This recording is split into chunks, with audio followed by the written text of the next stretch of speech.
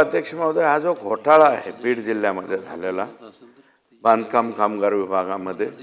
हा विशेषतः कोरोनाच्या काळात आणि कोरोनाच्या अगोदर ज्या लोकांची डेथ झालेली आहे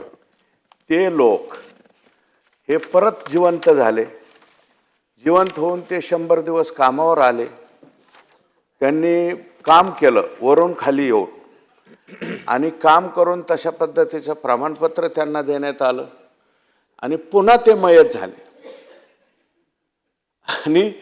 मयत होऊन मयताच्या पोराला 2,30,000 रुपये अनुदान सुद्धा दिलं.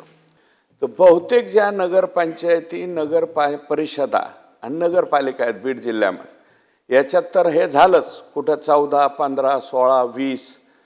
अशा प्रकारचे हे प्रकरण झालेले